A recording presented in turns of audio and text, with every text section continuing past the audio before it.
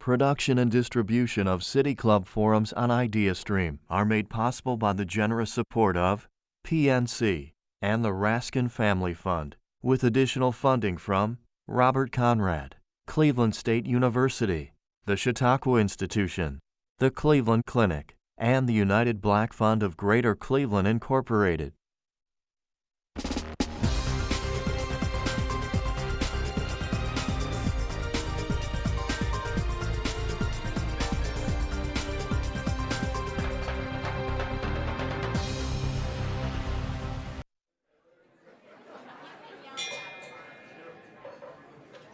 Good afternoon. Good afternoon, and welcome to the City Club of Cleveland. I'm Dale Anglin, Program Director for Youth and Social Services at the Cleveland Foundation and a proud City Club member. I'm honored today to introduce a friend of mine, today's speaker, Distinguished Professor of Education and Faculty Director for the Center of Transformation of Schools at UCLA's Graduate School of Education and Information Studies, Dr. Pedro Noguera. This is Dr. Noguera's second address at the City Club. During the introduction of his first address in January of 2014, it was noted that at the time, the United States had been in perpetual education reform for more than 30 years. 5 years later, it can be argued that not much has changed. We're still debating how best to reform public education. However, what has changed is the increased focus on the relationship between income, family structure, housing, and food insecurity and exposure to violence, all factors which play a significant role in a child's success in school. Dr. Noguera has dedicated his career to studying the ways in which these social and economic conditions, along with demographic trends in local, regional, and global contexts, influence education systems. Dr. Noguera began his career as a classroom teacher in public schools in Providence, Rhode Island, and Oakland, before serving as a tenured professor and holder of endowed chairs at New York University, Harvard University, and the University of California at Berkeley. From 2003 to 2016, he also served as executive director of the Metropolitan Center for Research on Equity and the Transformation of Schools, and was appointed by the governor to serve as a trustee for the State University of New York. As a sociologist, he has published more than 200 articles, monographs, and reports around the topic of school reform, has authored numerous books, and has been the recipient of many prestigious awards, including his election to the National Academy of Education in 2014. Dr. Noguera received his bachelor's degree in sociology and history and a master's degree in sociology from Brown University. He earned his doctorate in sociology from the University of California at Berkeley, one of my alma maters. I have known Dr. Noguera for almost 10 years, as he helped my former foundation implement an education reform project in Newark, New Jersey. He not only brings deep knowledge of the field, but also a commitment to working with a wide range of stakeholders, including students, families, and residents, to bring about change in schools and neighborhoods. Esteemed guests, members, and friends of the City Club of Cleveland, please join me in welcoming to the stage Dr. Pedro Noguera.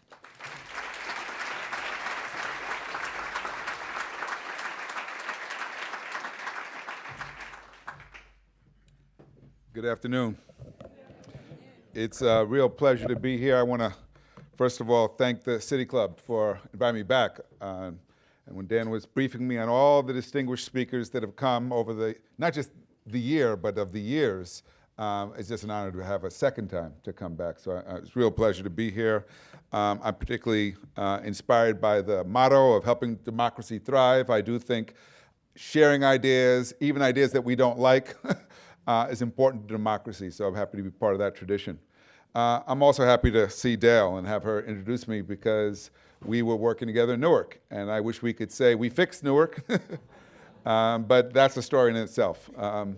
Why so often, even despite the best of our efforts and with resources, we are not as successful as we might hope to be. The lesson is important because we need to learn from our mistakes. I'll talk a little bit about that, but not so much. I do want to say, and I want to start with a question to you, because a number of people say, you know, Cleveland's a great city. So my question to you is can Cleveland be a great city without great schools? Okay. That was a quick answer. I would ask that question just about any city in the United States, though. Okay. because it's not just a Cleveland issue. But I would say that in many of our cities, the state of our schools has become disconnected to the way we think about the city. We're much more concerned about the Cavs and the Browns and the Indians than we are about the children, which is really a bad reflection on the city, right? I can think of so many bad sports teams that are able to leverage public funds for a new stadium while the schools are in shambles. And I think a lot of that has to do with the fact that increasingly across the country, the wealthy have their children in private schools, and it's really the poor who have no other option who are in our public schools. And until we fix that, until we can find a way to make it such that it doesn't matter who you are or where you live, your child has a right to a good education, this country's in trouble. So let me start with another question, and the question that's really at the heart of a lot of my work, and it's whether or not education can serve as a means and a resource to solve inequality and address some of the huge challenges not only facing this society but facing the world today.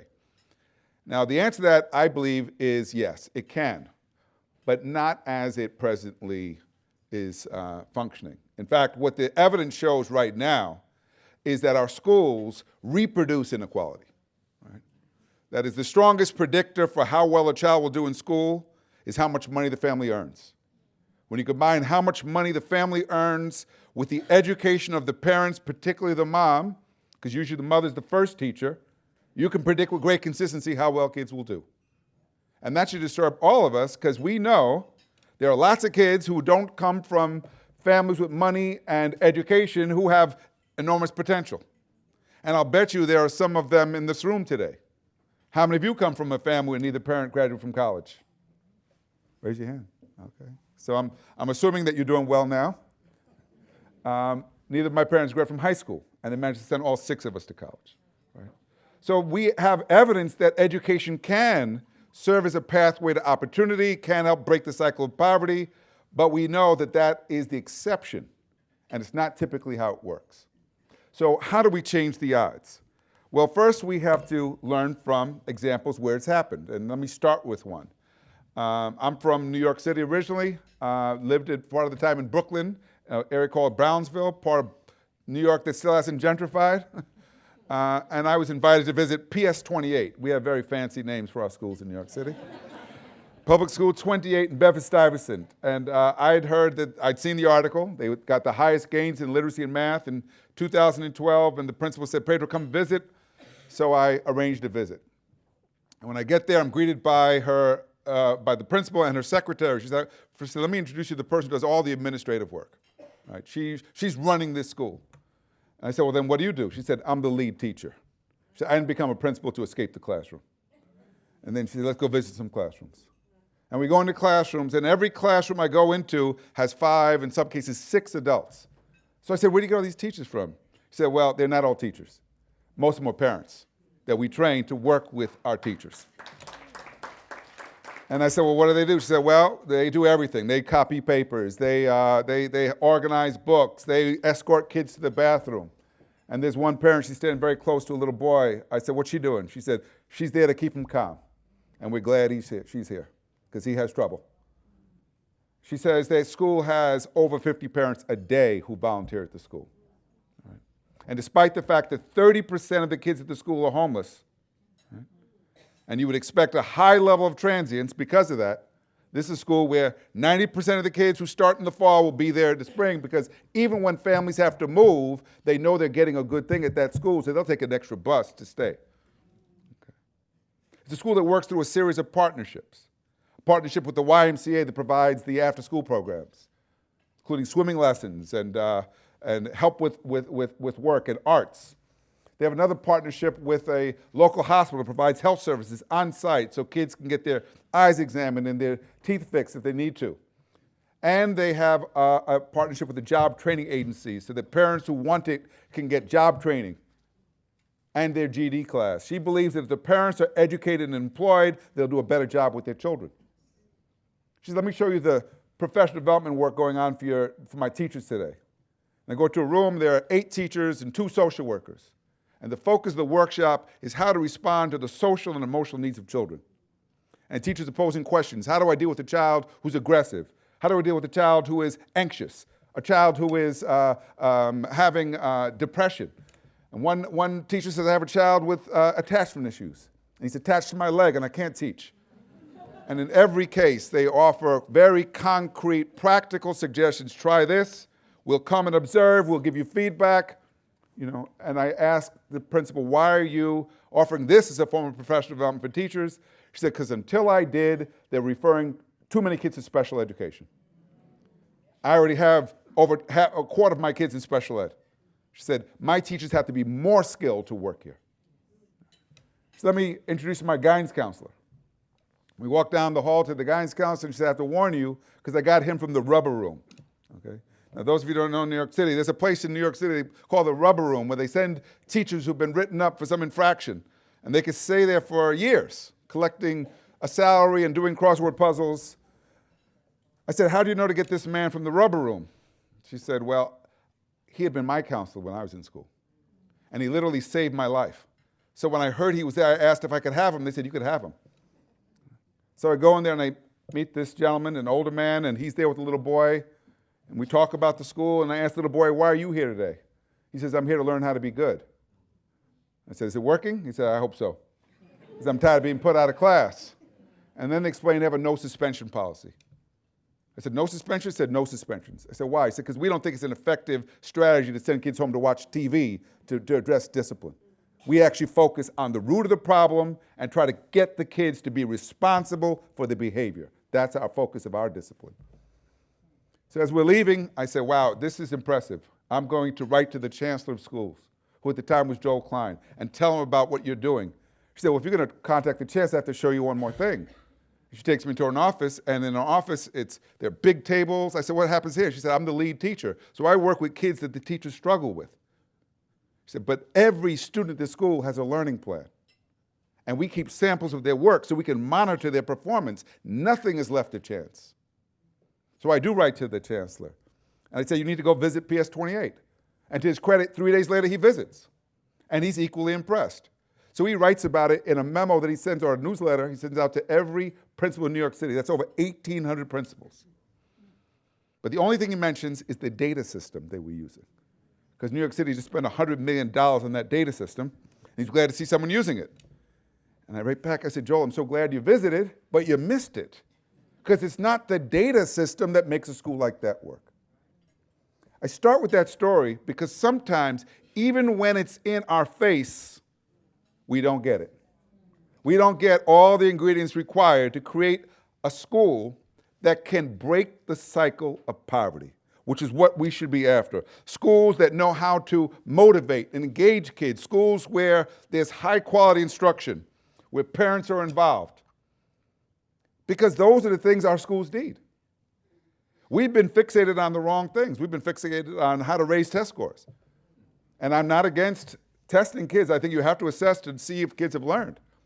But there's absolutely no evidence that testing kids will make them any smarter. If you don't go back to the teaching and learning, then nothing will change. And that's what we've seen for the last several years in this country, very little change. And that's both a Democrat and Republican problem. Okay, they've both been in on this. And so we have to understand what's at stake. What's at stake is growing inequality in our country, right, and in the world. Okay? And that inequality is contributing not only to the homelessness that we see across the country that's rising, it's also contributing to the desperation and the anger that we see in so many of our communities. Because when people feel shut out, they become desperate. And so we have to figure out, how do we begin to address the challenges we face through education, because we really have little else. Right? Thomas Jefferson was right that education is the foundation to a democracy, but our democracy is in trouble. We have kids out there who don't know what the Constitution is. Right? We have kids out there don't know who fought in the Civil War. We have, and consequently, our kids are not able to distinguish between fake news and real news, not engage in civic debate because it's not being done demonstrated to them. It's not being taught in our schools. And so our democracy is in trouble when education is not serving all children as well. And so I want to encourage you to think and remember there are two purposes to education. One purpose is to prepare kids for the world as we know it, to make sure they get the jobs and have the skills they need to go to college and to go to work. But that's just one purpose. The other purpose is to get the knowledge and the ability and the mindset to solve the problems of the previous generation. And we're going to give them a whole lot of problems, right? Not only is there rising inequality, but climate change is real. It's going to be a huge problem they're going to face. We've got all kinds of diseases that continue to appear. We have any number of challenges. If our kids do not have the ability to solve problems, think creatively outside the box, apply what they've learned to address those problems, then we're all in trouble, and so are they. I always say that those who are getting ready to retire should be the strongest advocates for education, because your futures depend on those kids. This system of Social Security that we have is contingent on having kids who can work and to support the elderly, right? But that's not how we think. We don't recognize that we're actually interdependent. We should be glad immigrants want to come to America, because in many communities, if it weren't for the immigrants, there would not only be no one to do the most important jobs, including taking care of the elderly, but the schools would be in trouble. And so I would want to argue, what are we doing to nurture that kind of education? Now, I'm looking at the clock and I see I don't have a whole lot of time. So let me go faster. Equity is got to be at the core of what we do. And part of the reason why we keep getting the same results is because we don't get that. So this diagram illustrates, I think in a way that most people get it, that you can't just treat everybody the same, because they're not the same. They come to us with different needs, different interests. And if we don't respond to those differences, invariably the kids who have the greatest needs are going to be the kids who continue to fall further behind. And incidentally, those are also the kids we're most likely to punish, right? The kids with the greatest needs. What we don't see in education is there's a reason why certain people always end up ahead, because they started out ahead, right? I see that with my own children. When I had my first two, I was a graduate student struggling to get by financially. With my youngest, I'm older, and she benefits from that. She's got more resources. So when children see my daughter, when other parents see my daughter at the park, they're amazed. Oh, her vocabulary. She can sing every song from Hamilton by heart. She can explain global warming. She was in a debate with some high school kids about the meaning of metaphors and was winning, right? She's 7. And when, as a parent, you're like, wow, don't you feel good when people compliment you and say your daughter's gifted? I have to remind my wife, you know what her gift is? She has 2 parents with Ph.D s. That's the gift, right? That's the gift. Because there are lots of kids out there who come from trailer parks and housing projects and homeless shelters who also have gifts. But unless they're talented athletes, chances are those gifts will never be recognized. Because we love athletics more than we do developing that intellectual ability. So what we've got to do is focus on eliminating the barriers. That's what equity work is about, the barriers that get in the way of us meeting the needs of our students. And sometimes the barriers are formidable. Not having a stable place to live is a barrier. Not having 2 parents, a barrier. But these are not insurmountable. And if we think creatively about how to apply the resources and talent of this city to address the needs of our kids, we could do far better than we are right now. So we have good reason to believe that we can do this. Here's what we know. The World Bank's known this for many years.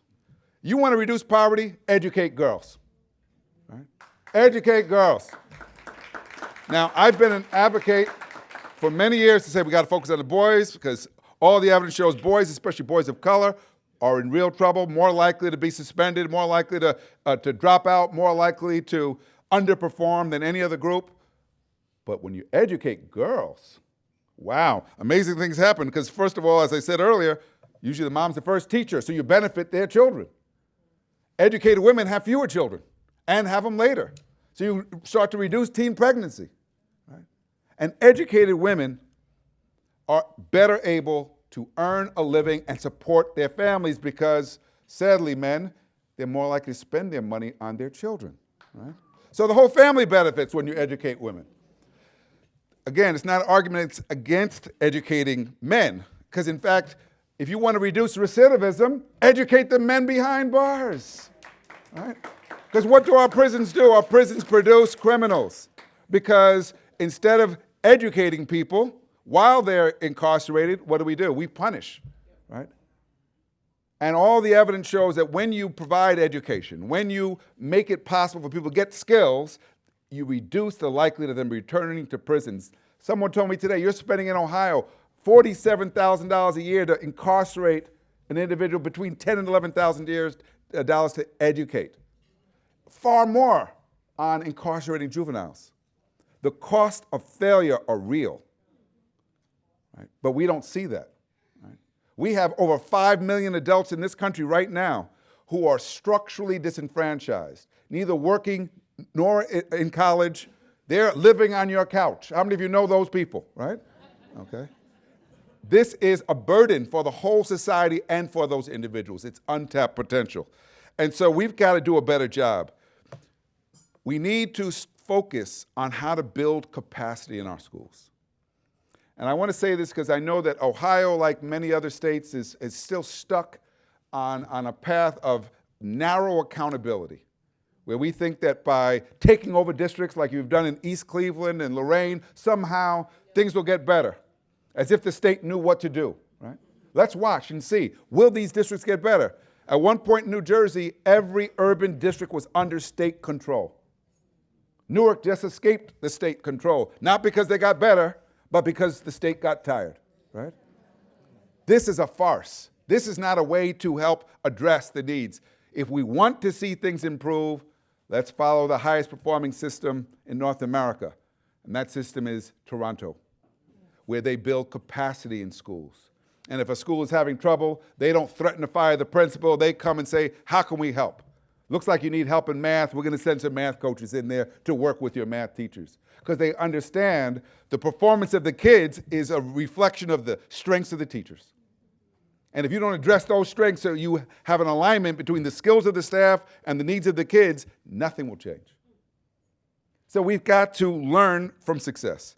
And we have enough examples out there to learn from. And always, those examples start with knowing the children. Right? Do you know the children? Do you know how they learn? Do you know what their interests are? Do you know what challenges they face? It sounds so basic, but in so many schools, I would say, we don't even know who these kids are. And because we don't, we see them through deficits, right? Through the things they can't do, and totally miss out on the things they can do. There's a community in Florida, Belle Glade, just outside of West Palm Beach. It's dirt poor, but it's produced more professional football players than any community in this country for the last 20 years. Some say it's because the grass is so high and you got to run fast, right? I say it's because we love football. If we loved education as much, we could get accountants and lawyers and doctors from Belle Glade too. When we have a focus on developing talents in communities, we can do things like Brockton. Brockton, Massachusetts has the largest high school in the state with over 4,200 kids. It is a low-income community with all the problems you see typical to any urban area. Crime, violence, homelessness. It's a top-performing school, one of the top-performing schools in the state. But it wasn't always so. Right? At one point, the Boston Globe described it as a cesspool, because there have been scandals, and it was projected that when they implemented their high-stakes exams, 75% of the kids would fail because they couldn't pass the exam. So what did? They started focusing on literacy, making sure that every teacher was teaching literacy, regardless of the subject. And over a 17-year period, they totally changed this school into one of 2 urban schools in the state that is now regarded as a top-performing school. There was no gimmick. They didn't change the community. They didn't say, well, we got to eliminate poverty first. They said, no, we have to meet the kids where they are. Right? They focused on something very concrete and tangible that's not actually new. Right? Literacy is not a new idea. Getting kids to read is not a new idea. How did we miss that as being important when we think about reforming our schools. Again, when we look at the examples of places that are doing it well, and I get to work with a school like this, Social Justice Humanitas in Los Angeles. High poverty school, it's in the area, just had fires last week. 4th highest graduation rate in the city of LA. The only high school in the city where the students evaluate their teachers. Okay. I asked the teachers, what's it like to work here? They say, it's great. We work together. I said, what's the challenge? He said, the feedback from the kids, because they don't hold back. And one teacher said she was so insulted, a kid told her that she was disorganized. She said, but she told me the other day, I've gotten better. Right? Every day in a neighborhood surrounded by gangs, they haven't had a fight in over 7 years. The principal, the staff is out there on the sidewalks greeting children, letting the parents know your kids are safe when they're with us because we're watching. I met with a group of the students and I asked a question. I said, how often are you inspired by what you learn in school? Kids raised their hand and said, every day. I said, I don't believe you. I go to too many schools. I said, what did you learn yesterday? Girl shot up her hand. She said, yesterday we learned about the forced sterilization of women that was occurring in this country in the 1930s, part of eugenics. We learned about it first in science. Then it got reinforced in history. And I was so disturbed, I went home and talked about it with my father. And we went online to understand why this happened, where it happened, who was behind it. You know what happens when kids get a good education? They want more education. That's what happens. So if you can do it in Pacoima, if you can do it in Brockton, if you can do it in Bed-Stuy, you could do it in Cleveland. Right? What's holding us back? I often say that I think the biggest problem of all is a lack of will. So in the time remaining, let me describe a school with a lot of will. This is Sapphire Road School in the townships of South Africa outside of Port Elizabeth. And I was invited to visit by this guy, Bruce Dammons, who was the principal at the time, and he said when he got there, the school was in shambles. It was broken windows. They couldn't even get water into the building because the people had stolen the pipes. And he was assigned to be the principal. He's got to figure out what to do, so he decides he's going to throw a party for the community. He calls it a Thanksgiving party. And people come because there's food, there's music. And they said, what are you thanking us for? He said, I'm thanking you for the support you're going to have to provide because I can't do this by myself. So he said, okay, I get it. So he says, well, first thing we got to do is got to stop the vandalism. They said, well, we know who's been ripping off the school. It's these guys that are out of work and they rip off the school. He said, let me meet them. So he goes in and meets them. And he says, look, I need your help. I can't have you robbing the school. I need you to help me secure the school. So now they have housing at the site because they had a lot of land and they secure the school. No more vandalism. He said to the parents, he said, what do we do to get the kids to come back? Because kids weren't coming. He said, kids are hungry. Over half the kids were orphans. Parents died from HIV. He says, we got to feed them. Then look at all the land we have. Now they have a huge garden. Not only do they have a garden growing vegetables, they got chickens, they got goats. They have not only feeding the school, they're feeding the community. Okay. They have a clinic run by parents. I said, are you trained? They said, no, nobody's trained. I said, what do you do when kids are sick? He said, well, give them a glass of water and tell them to lay down. Half the time it works. When it doesn't work, we have to get a real nurse. Right? But they're not waiting for help because help's not coming. Right? They turn to each other. They got social capital, and because they do, now kids are there, and they're thriving. Poverty didn't end, but they have a thriving school because poverty's not a learning disability. And over again, I kept asking the principal, I said, what makes a school like this work? He says, it's the community. I work for them. He has a parent council. I work for them. And when I was there, they were making posters to protest the Ministry of Education because teachers hadn't been paid for several months. I said, you're going to protest too? He says, absolutely. I said, why? He says, because I don't want them to think I'm against them. They'll come after me. I want them to know I'm with them. They locked up the last person from the Ministry of Education in the closet for several hours. I said, I'm on their side. Okay? I asked the parents, why do so many parents volunteer here? They said, because our kids are here. I said, we weren't doing anything anyway. And now look at our school. It's thriving. If you can do that in the townships of Port Elizabeth, where the problems are far greater than anywhere here in Cleveland, you can do that here in Cleveland too. So let me close with this. I get to visit schools all around the world. And what I see over and over again is that when we tap into the agency of our children, of our parents, of our teachers, of our school leaders, when we empower them with clarity about what to do, we can make a huge difference. But it takes trust to do that. You have to trust people that you can believe that with the right guidance, they can actually make good decisions. And over, I'm seeing schools that are doing just that. They're not waiting for a superintendent to save them. They're figuring it out on their own. And when that happens, and when kids start to realize that with education, they have the ability to make a difference in their lives, to help their families and help their communities, I see kids making a huge change. Too often, the message we send to our children is that if you are smart and you do well, you can escape. You get to leave. That assumes the kids want to escape, that they don't love their families. And what we completely overlook is the possibility that in that same community are the future leaders, the future doctors and lawyers who can come back to those communities to lift them up. That's what education's got to be focused upon. We've got to develop our communities by developing the human capital in those communities. There's no other way. Right now I'm working, am I out of time already? I'm working in New Mexico. I was asked in January or December by the governor to become Secretary of Education. And for 24 hours, I really considered it. 24 hours. I even took my wife and daughter to say, could we do this? And I realized, no, we can't. But they're last in the nation in education. They used to say, thank God for Mississippi, but now they're behind Mississippi. All right? But what's their big issue? Their issue is poverty, especially on the reservations.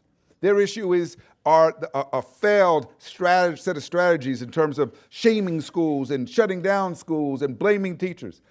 They're making a huge shift. And you might have heard recently the governor announced they're going to make college available to paid for everyone in the state of New Mexico. And now they're going to make the gradual turn towards supporting schools rather than shaming schools. I believe that we can do this all over this country if we start by recognizing that education can be a resource for solving these huge problems if we focus on the right things, if we focus on getting kids motivated and engaged, if we focus on getting parents involved and empowering teachers. It's possible, and it's within our interest to do so. Thank you.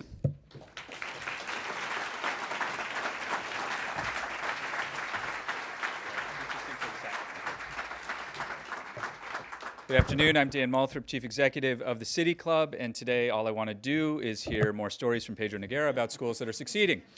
Pedro Noguera is the Distinguished Professor of Education and Faculty Director for the Center for the Transformation of Schools at UCLA's Graduate School of Education and Information Studies. We're about to begin the audience Q&A, and we welcome questions from everyone, City Club members, guests, students, and those of you joining us via our live stream. If you'd like to tweet a question, you can tweet it at the City Club, and our team will work it into the program. Holding our microphones today are Office and Customer Service Coordinator Tiffany France and Director of Programming Stephanie Jansky. May we have our first question, please? We're going to take our first question from Twitter. Large public schools like Shaker Heights High School, it's difficult to make sure that every student succeeds. How do your ideas affect large schools like this?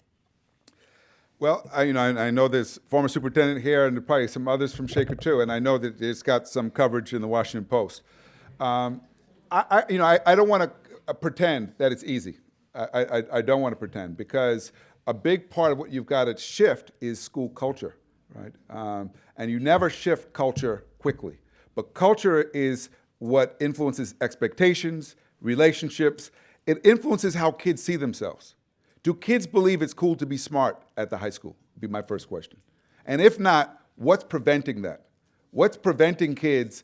In many of our schools, there are stereotypes that kids start to internalize, right, early, that limit their ability to be successful academically. So I would look at those things, because I think that's probably, because Shaker has a lot of the ingredients for success, right? It has resources, it has skillful educators. I would say the challenge probably is in how you shift the culture of that school. So that's where I put my attention. Another question from Twitter. How does this reform affect students with mental and physical disabilities? Do they get just as much benefits or more than usual from this? Great question, because we have lots of kids like that. And too often, those are the kids who are not well served. And we have a growing population of kids right now with mental health challenges across the country, including very high achieving kids who are suffering from depression and anxiety. We see suicide rates rising. So we have good reason to be concerned about all kids, but particularly those kids who are so vulnerable. So there's a growing focus now on social and emotional learning, which is a good thing, which is just another way to say we got to think about the fact that the educational needs of a child are impacted by their emotional and psychological needs too, wow, what a revelation. When we start to think more holistically about kids, then we start to address those basic needs. And for kids with learning disabilities, for example, we have to make sure they don't feel marginalized and stigmatized. Whenever I visit a school and special ed is referred to as a place, I know that's a problem. The best special ed looks like there is no special ed because those kids are totally integrated into the school and their needs are being met. And there's a focus on the quality of the support they receive. Too often, those kids are set up not to be successful. So I would ask, are we evaluating the quality of services we provide to our children with learning disabilities and making sure that the teachers who teach them get the support they need? You touched upon the contributions of immigrants. Could you elaborate on that, and can you also share with us your experience in working with foreign-born kids? Sure. So, we often say we're a nation of immigrants, but ironically hostile to immigrants. This is quite a contradiction we're faced with, right? There are schools. There's a network of schools, the Internationals Network, started in New York City, now spreading to other parts of the country, that is demonstrating, first of all, that not speaking English is not a disability, right? And that if you train the teachers across the content areas, so it's not just in language arts, but in math and science as well, to work with kids who are learning English for the first time, you can significantly improve outcomes. You might need to give those kids more time, because the research shows it takes at least 6 years to master academic English. Right? The kids will become fluent in spoken English often within a year, right? But understanding academic English and how to engage those texts takes more time. So you would need to make sure we're giving enough time. But these schools in this network, and you can look them up, are demonstrating you can get great outcomes if you provide the proper support. Kids who are bilingual and trilingual actually have huge advantage over kids who are monolingual, right? They already come to us speaking one language. Sometimes they come to us speaking many languages. I was in San Diego and I was on a panel with the superintendent with a group of kids, and one kid said, she was from Vietnam. She said she was struggling because she had to pass the language requirement, which only could be met in Spanish or French. She said, I wish the school would recognize the 5 other languages I speak. Right? And I turned to the superintendent and said, maybe you should, right? And she said, yeah, you're right.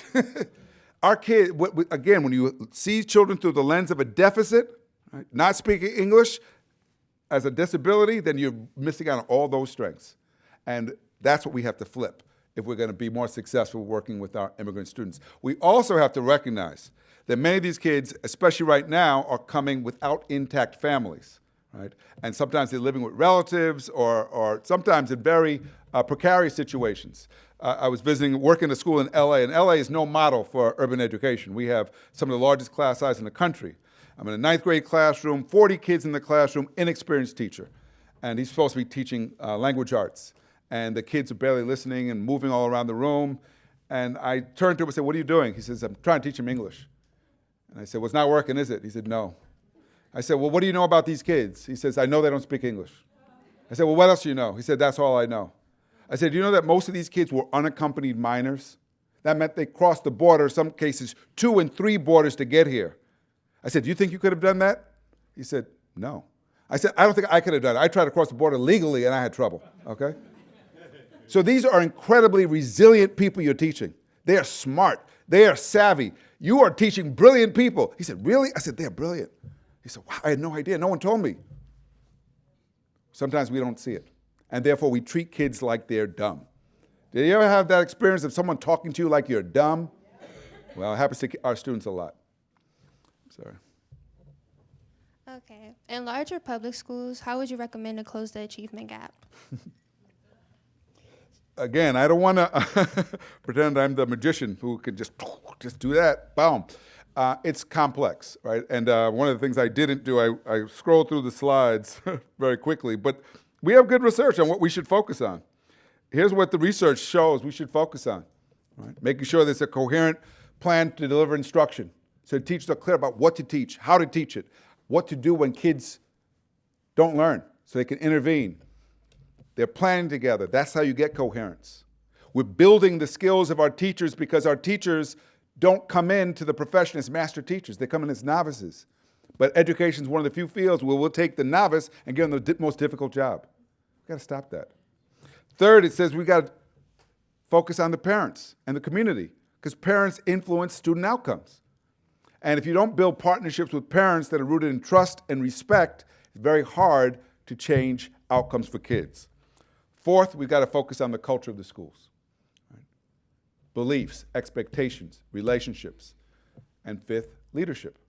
I would say if you focus on those 5 things over time, you will see outcomes improve. If you get everybody on the same page doing that work, and that's what the evidence shows. Thanks for being here. You talk about parent involvement a lot. I taught 40 years, and it's really challenging. And one of the challenging things is the mindset of sometimes a number of teachers.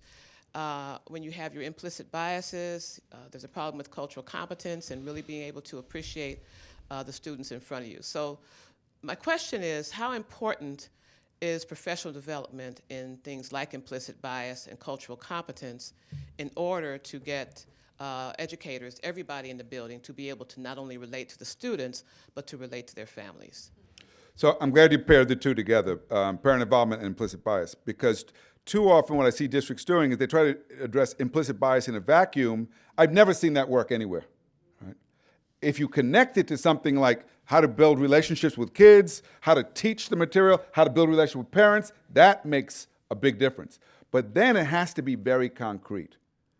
So I've seen schools, for example, they'll do a role play where they'll have a real parent come in with a teacher, and let's talk through, what do I deal with, how do I talk to a parent about a child who's not doing well?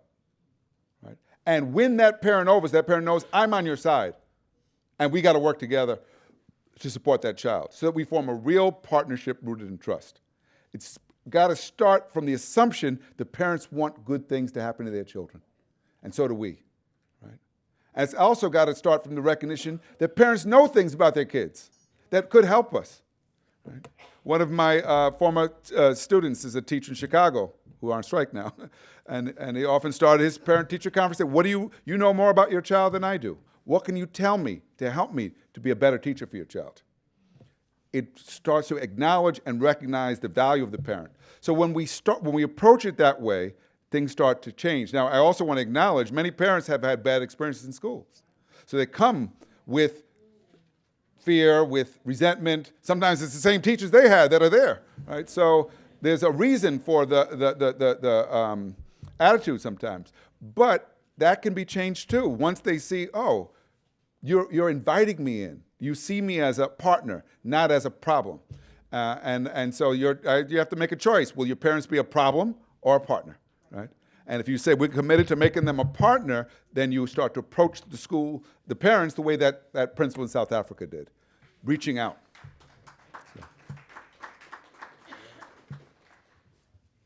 Hello, Dr. Noguera. How do you feel state-mandated tests play as far as the learning environment? With so many tests being required for our students, many teachers find themselves just teaching to the test, but not really being able to teach. Do you feel that they present a barrier to the learning environment? And then do you also feel that they are still culturally biased? So let me say this. I think assessment is important. We have to assess to know how well kids are doing. The issue is how frequently to assess, right? I think sometimes it's gone way too out, like we're testing all the time, so then it becomes a little more than test preparation. And then what do we do with the results? Right? If we're using the results to rank kids or to judge teachers, that's not an effective use of an assessment.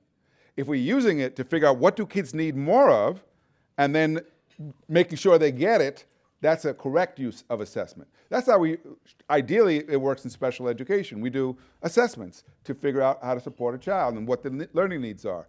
So there's a place for assessments, standardized assessment, because we do have to be able to compare, but the question is, how are we using it? And if we're using it as a tool to guide learning, that makes a lot of sense. If we're using it simply to rank kids and schools, it doesn't make much sense at all. And I see no state that's done it that way that's gotten better. Related question, what do you think of the College Board's short-lived effort to add an adversity score with the SAT? They're in trouble, right?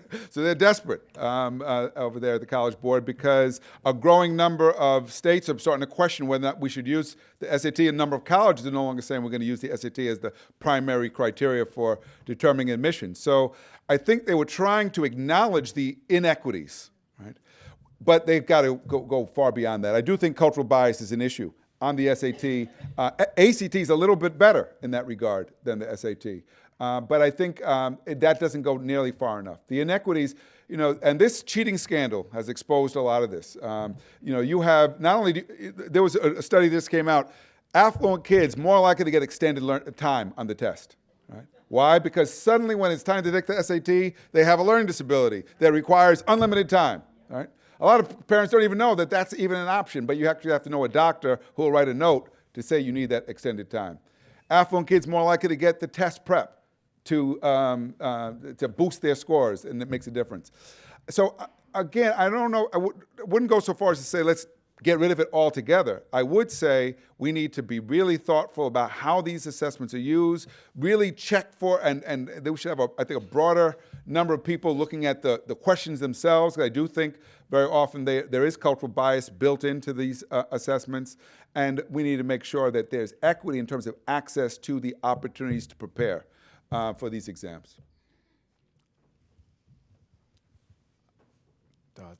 Oh, I have a similar question. What is your opinion on test anxiety? Limits on education going further with people not having great test scores? Great question, because there are lots of people out there with test anxiety.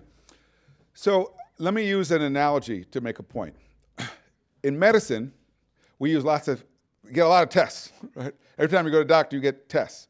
So I have what my doctor told me is white coat, high blood pressure, right? That is, whenever the guy with the white coat comes, my blood pressure goes up, right? So instead of saying you need medication, he said what you should do is get your own instrument to take your blood pressure and take it several times to see what the pattern is. And lo and behold, when I do it several times without the white coat present, I don't have high blood pressure, right? I think similarly, there are people out there, if we see assessment as a tool, then what we want to do is look at multiple ways to assess kids. The most important way is to assess the work they produce, right? There are a small but significant number of schools that now use performance-based assessment. So rather than a high-stakes exam, they look at a portfolio of work that a student has produced over a long period of time. And what the research shows is those kids have better outcomes than schools at traditional schools, because the kids are actually prepared to do research and to write, and they take greater ownership of their work.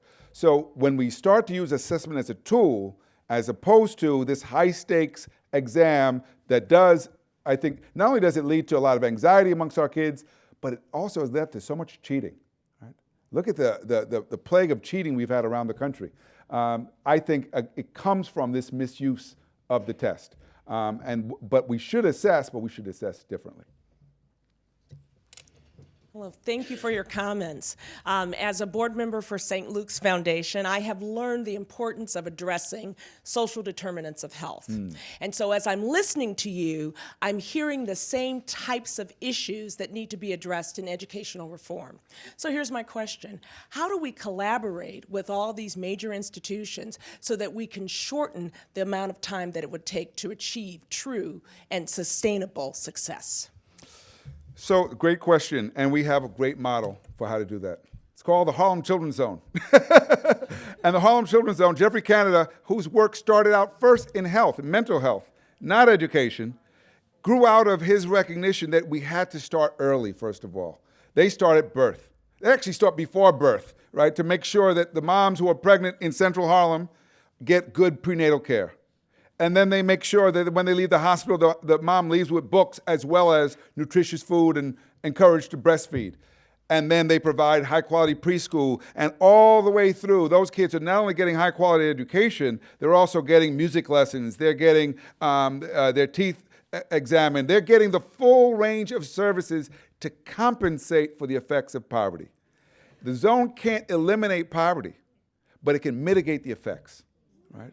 And when you mitigate the effects, what you do is you make it possible for kids to learn because other needs are being met. And they've now taken that strategy all the way through college because they start realizing just sending kids to college is not good enough because a lot of these kids get to college and they can't thrive because they've never been away from home and they're isolated. And now they get those same students, they get them in posses, right? Similar to the Posse Foundation, so they have a support system in college, bring them back to be mentors for the younger ones. So we have a model. Now, a lot of people say, well, Harlem Children's Zone, they got so much money, how can we possibly replicate that? Well, we have public resources that are right now being spent poorly, right? We need to reinvest, and ironically, I helped develop a plan for Cayuga County to do just that back in 2011. It's still available. And from what I hear, the Say Yes initiative is going to be embracing this kind of work. It makes sense, but make sure when you do, or if you follow the Say Yes strategy, which I think has promise, don't overlook the schools, right? That is what because they tried it in Syracuse and Buffalo, it didn't work so well. They were providing all these supports outside of school. Meanwhile, the kids are getting a bad education in school. You gotta do both. So it's not simply about providing the services, it's also making sure kids are getting a high quality education. But that's a strategy that can be very successful. Thank you. Hi again, Dr. Noguera. I want to talk a little bit about the impact of poverty and the issue of grit and resiliency, right? I know that in the state of Delaware at one point, they had put as an indicator on the school's report card a grit score. What are your feelings and thoughts about schools, and what is our obligation to formally teaching kids resiliency skills and grit? So, this is, I actually wrote an article on that too, because I was so concerned because I saw schools embracing grit, and then now we're going to test for grit and even give you a grit score. First of all, the idea that you have to work hard is not a new idea, right? Right? But let's also acknowledge this. Many of the people with the most grit are still poor, right? There are a lot of hard-working people who are working 2 and 3 jobs who still can barely make ends meet. So it's not just about effort and grit to end poverty. It's about opportunity. It's about social capital. That's why when I talked about agency, our article was agency versus grit. Agency includes help-seeking behavior, right? Do you know that you need to see your professor in office hours? Do you have mentors? Do you have someone write letters of recommendation? That's what middle-class kids have, right? It's also about collective agency, right? How teachers work together. How do they work with parents? So agency is different from grit. Grit focuses on the individual and the effort. Agency starts with critical thinking and also includes an acknowledgement that there are real barriers that we've got to overcome. Great. You talked about taking kids where they're at, and oftentimes in healthcare we talk about harm reduction strategies. It's the same concept. How do we integrate that important concept into federal education healthcare reform? I think it's vital. I agree. The politics will be a problem for right now. Just acknowledge so much of what is wrong with education and with health is the politics, right? And I don't have an answer for that, right? How we get around to do what's right for kids in health or for people in health or education, unless we can solve the political problem. That's why I'm so happy you're on the school board. Hopefully, at the local level, we can reduce some of the politics that get in the way. But I think your question is right. That is that we know, and this goes back to the question I was posed, we know that when children have 3 or more adverse childhood experiences, their risks go way up, right? Well, if you know that, then we gotta intervene early. We know, for example, kids who've experienced trauma, it impacts everything from attention to concentration to lots of things, performance in school. We also know that when teachers are trained on how to respond to trauma, by building supportive relationships, we can reduce its effects. So there's a lot we know about how to address these issues, and a lot of it does come from health. But we're not deploying what we know sufficiently. And that is both a political problem, but it's also a reflection of the disconnects between schools and our healthcare system. And this is something where policymakers, I think, have to do a better job, again, of reducing the silos and the fragmentation in the way we deliver services to people. All done?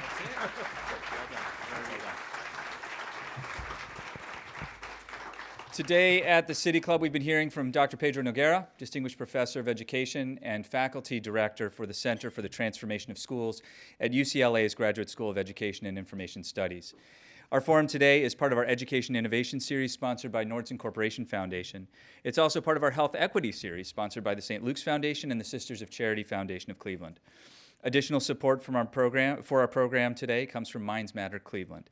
And we have representatives from all of our sponsoring agencies and organizations with us today. We appreciate your support of City Club programs. Dr. Noguera appears as part of our Authors in Conversation series, which is supported in part by residents of Cuyahoga County through a public grant from Cuyahoga Arts and Culture. We're grateful to all the residents of Cuyahoga County for their support through that public grant. And community partners for our program today include the Center for Education Leadership at Cleveland State University, the Greater Cleveland School Superintendents Association, and Cleveland State University's Ph.D. in Urban Education program. We appreciate your partnership. Lastly, we welcome guests at tables hosted by the Cleveland Metro School District Academic Leadership Team, as well as students from Shaker Heights High School, St. Martin de Porres High School, and Warrensville High School. Support for student participation in City Club forums comes from the William M. Weiss Foundation, with additional support from donors you'll find listed in our program today.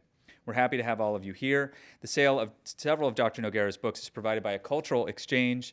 That brings us to the end of our forum today. Thank you, Dr. Noguera. Thank you, members and friends of the City Club. And with special thanks to City Club members whose financial support makes our work possible. To find out more about City Club programs, go to cityclub.org. You can find everything there. Our forum is now adjourned.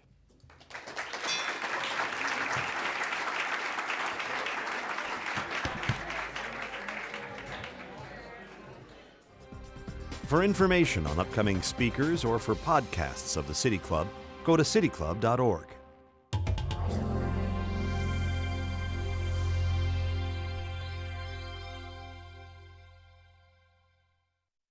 Production and distribution of City Club forums on IdeaStream are made possible by the generous support of PNC and the Raskin Family Fund, with additional funding from Robert Conrad, Cleveland State University, the Chautauqua Institution, the Cleveland Clinic, and the United Black Fund of Greater Cleveland Incorporated.